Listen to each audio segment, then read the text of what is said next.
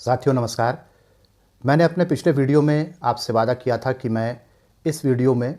एक फ्रेज़ पर बात करूंगा जो सेकुलरिज्म के संदर्भ में धर्मों के बारे में कही जाती है। और वो फ्रेज़ क्या है? वो फ्रेज़ है equal respect for all religions. सभी धर्मों का समान रूप से सम्मान करना। आइए हम इस पर बात करते हैं और धर्मनिरपेक्षता के संदर्भ में इस बात को समझने की कोशिश करते हैं कि इसके हमारे निजी जीवन में और राज्य के संदर्भ में क्या मायने हो सकते हैं। पिछले वीडियो में मैंने आपसे इस बारे में बात की थी कि सेकुलरिज्म के दो रूप हो सकते हैं, दो मॉडल हो सकते हैं। एक मॉडल हो सकता है जो राज्य धर्मों के साथ दूरी बना के रखे, और वह दूरी तब भी बना के रखे जब धर्मों की किसी बात से उसके राज्यों के मौलिक हकों का हनन होता हो। लेकिन एक मॉडल दूसरा भी है जो भारत ने अपनाया, और वो मॉडल ये है कि धर्मों में प्रिंसिपल्ड इंटरवेंशन का, यानी कि अगर धर्म की किसी बात से भारत के नागरिकों के मौलिक अधिकारों का हनन होता हो तो राज्य जो है धर्म की उस बात में हस्तक्षेप करके राज्यों के मौलिक अधिकारों की रक्षा कर सकता है। तो इस संदर्भ में अब हम इस बात को समझने की कोशिश करते हैं जब हमसे ये कहा जाता है कि equal respect for all religions, यानी कि लोगों के मन में और राज्य के मन में सभी धर्मों के प्रति जो है सम्मान का भाव होना चाहिए। लेकिन सवाल यह है कि अगर सभी धर्मों के प्रति सम्मान का भाव होगा तो फिर धर्मों में रिफॉर्म कैसे होगा? और अगर राज्य को जो है अपने नागरिकों की सुरक्षा के लिए, उनके मौलिक अधिकारों की सुरक्षा के लिए उनमें रिफॉर्म करना हो तो फिर राज्य कैसे करेगा? उदाहरण के लिए, अगर एक धर्म ऐसा है जो छुआछूत को मानता है, उसकी जो बेसिक व्यवस्थाएं हैं, जो मौलिक व्यवस्थाएं हैं, उसमें छुआछूत को जगह दी गई है, और ऐसा उनका मानना यह है कि ये हमारे धर्मशास्त्रों के हिसाब से एक मान्य व्यवहार है।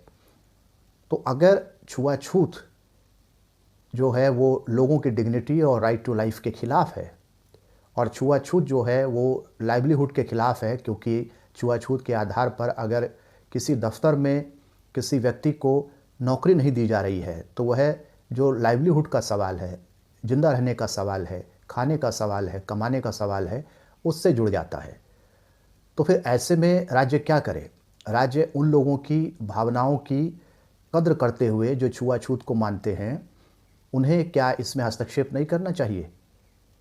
तो भारत ने यह तय किया कि नहीं, हम उस मॉडल को नहीं मानेंगे जिसमें माना जाता है कि राज्य और धर्म के बीच में एक दीवार होगी और धर्म के अंदर कुछ भी हो रहा होगा, राज्य का उससे कोई लेना देना नहीं होगा। लेकिन भारत ने धर्मनिरपेक्षता का जो मॉडल अपनाया है,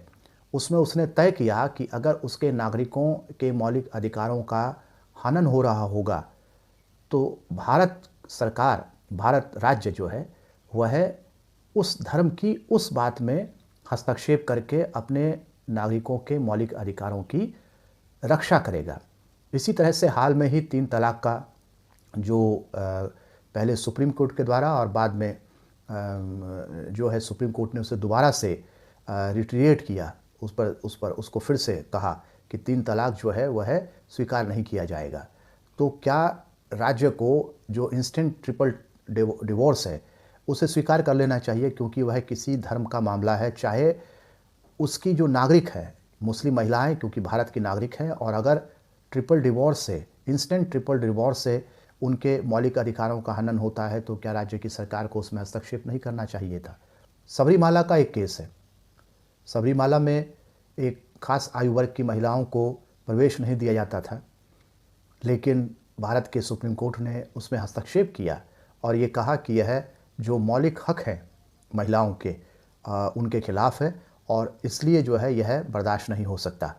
किया नहीं जा सकता। तो जब हम ये कहते हैं कि सभी धर्मों के प्रति हमें जो है सम्मान का भाव रखना चाहिए, तो हमें इसके साथ यह भी कहना चाहिए कि हमें धर्मों की उन्हीं बातों के प्रति सम्मान का भाव रखना चाहिए जो बातें,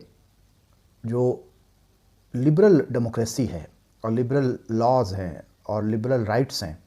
जो बेसिक राइट्स हैं, उनके साथ सहमति में हों। लेकिन अगर ऐसे मान्यताओं पर कोई धर्म चल रहा है जो कि नागरिकों के बेसिक राइट्स से, फंडामेंटल राइट्स के साथ टकराता हो, तो फिर भारत में कम से कम धर्मों के उन बातों की इज्जत नहीं होगी और राज्य उनका विरोध करेगा। राज्य कई बार नहीं करेगा तो भारत की जो सुप्रीम कोर्ट है यानी जुडिशरी है वो उसका विरोध करेगी। वैसे भी अगर हम भारत के संविधान के आर्टिकल 25 को देखें तो उसमें जो धर्म की स्वतंत्रता का अधिकार मिला हुआ है, लेकिन हम ये भूल जाते हैं और हमें ये बात बताई नहीं जाती है जितनी बतानी चाहिए कि जब हम आर्टिकल 25 की बात कर रहे होते हैं तो हमें उन 3 शर्तों की भी बात करनी चाहिए जो शर्तें आर्टिकल 25 के साथ दी हुई हैं। और वो शर्तें क्या हैं? वे शर्तें हैं पब्लिक ऑर्डर, हेल्थ और कॉन्स्टिट्यूशनल मोरालिटी। तो अगर धर्मों की कोई बात पब्लिक ऑर्डर के खिलाफ है, धर्मों की कोई बात हेल्थ के खिलाफ है, स्वास्थ्य के खिलाफ है, जन स्वास्थ्य के खिलाफ है, और पब्लिक की और धर्मों की कोई बात कॉन्स्टिट्यूशनल मोरालिटी के रास्ते में बाधा बन रही है, तो ऐसे धर्म को और धर्म की उन मान्यताओं को मानने की आज़ादी नहीं है। यानी कि धार्मिक स्वतंत्रता का अधिकार है लेकिन वह सीमित है और उसके साथ 3 शर्तें जुड़ी हुई हैं, पब्लिक ऑर्डर, हेल्थ और कॉन्स्टिट्यूशनल मोरालिटी। तो सबरीमाला के मामले में जो कॉन्स्टिट्यूशनल मोरालिटी यानी राइट टू इक्वालिटी के साथ और जो इक्वालिटी की मोरालिटी है उसके साथ में टकरा रहा था सबरीमाला मंदिर का नियम, उस संप्रदाय का नियम। तो इसलिए जो है यह कहा गया कि वह राइट टू इक्वालिटी के खिलाफ जाने की वजह से राज्य उसमें हस्तक्षेप करेगा, यानी राज्य का एक हिस्सा जो जुडिशरी है वो उसमें हस्तक्षेप करेगा। इसी तरह से जो अनटचेबिलिटी है, छुआछूत है, उसके खिलाफ कानून बना और ये कहा गया कि राज्य जो है यहाँ पर मूक दर्शक नहीं होगा, वह देखता नहीं रहेगा अपने नागरिकों के मौलिक अधिकारों के हनन को होता हुआ, और इसलिए उसने हस्तक्षेप किया और छुआछूत के खिलाफ कानून बनाए, सजा का प्रावधान किया। तो हमें धर्मनिरपेक्षता को केवल इस सुनी सुनाई बात के संदर्भ में नहीं लेना चाहिए कि राज्य को सभी धर्मों का सम्मान करना चाहिए या नागरिकों को सभी धर्मों का सम्मान करना चाहिए। नागरिकों के पास ये अधिकार है कि वह धर्मों की उन्हीं बातों का सम्मान करें जो कि कॉन्स्टिट्यूशनल मॉरलिटी के अनुकूल हों, और दूसरा ये कि राज्य भी धर्मों की उन्हीं बातों का सम्मान करे जो कॉन्स्टिट्यूशनल मॉरलिटी के अनुकूल हों, और अगर ऐसा नहीं है तो राज्य को भी और व्यक्ति को भी अधिकार मिला हुआ है कि वह उनके खिलाफ खड़ा हो सकता है या खड़ी हो सकती है। आज के वीडियो में इतना ही, मिलते हैं अगले वीडियो में, तब तक के लिए नमस्कार। सबरीमाला का एक केस है।